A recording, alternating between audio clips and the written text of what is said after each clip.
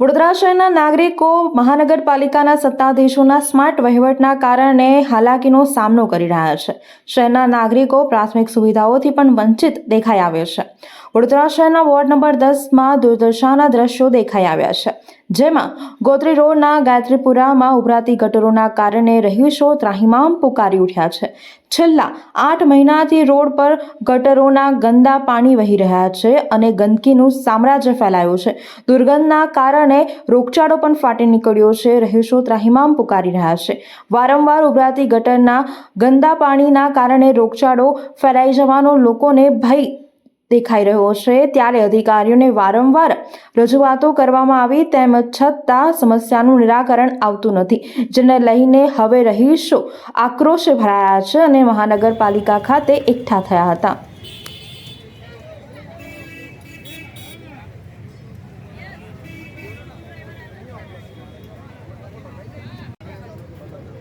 અહીંયા આપવાનું કોઈ નહીં.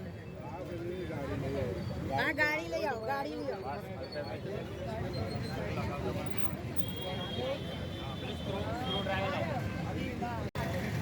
ઉત્તરાયણ નજીક આવતા આજે પતંગના દોરાથી અકસ્માતોની ઘટના હાર મળાવ થતી રહી છે. ત્યારે આજે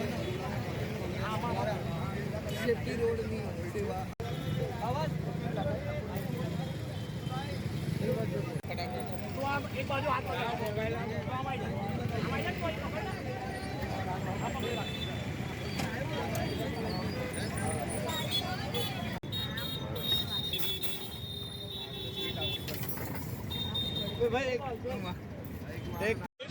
લગાવી આપ્યા છે. આપ જોઈ શકો છો જાતે વડોદરાના કાર્યકારી પ્રમુખ છે અને સામાજિક કાર્યકર પણ છે. ત્યારે આજે ઈજા થાય છે, ત્યારે આ ઈજાથી બચવા માટે હવે જે સેફટી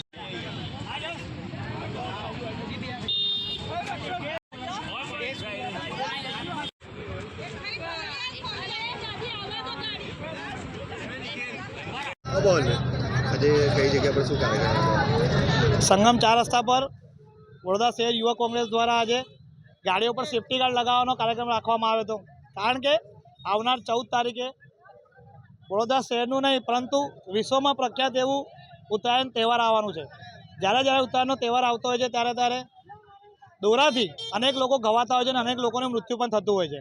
ત્યારે વડોદરા શહેર જાગૃત રહે અને સુરક્ષિત રહે હેતુસર અમારા દ્વારા યુથ કોંગ્રેસના તમામ કાર્યકરો દ્વારા બાઇક પર સેફ્ટી ગાર્ડ લગાવવાનો આજે કાર્યક્રમ સંગમ ખાતે રાખવામાં આવ્યો છે.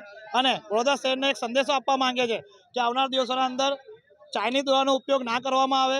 એક જાગૃત નાગરિક તરીકે વડોદરા શહેરના જુદા જુદા વિસ્તારોમાં જે રોડ રસ્તાઓ પર દોરાઓ લટકતા હોય છે અને એના કારણે જે આશાસ્પદ યુવાનોને ઈજા પહોંચતી હોય છે, ત્યારે એક જાગૃત નાગરિક તરીકે દોરાઓ દૂર કરવામાં આવે અને વડોદરા શહેરમાં આવનાર દિવસોમાં લોકોને ઘવાતા બચાવવામાં આવે એવો એક સંદેશ આપવા માટે આજે અહીંયા કાર્યક્રમ કરવામાં આવ્યો છે. 70 ગાડીઓને સેફ્ટી ગાર્ડ હાલ પૂરતો લગાવવામાં આવ્યો છે અને આ કાર્યક્રમ આગના દિવસોમાં જુદા જુદા વિસ્તારોમાં કાર્યરત રહેશે. વડોદરાના સમાચાર જુઓ તથા આપણી ચેનલને સબસ્ક્રાઇબ કરો અથવા સંપર્ક કરો.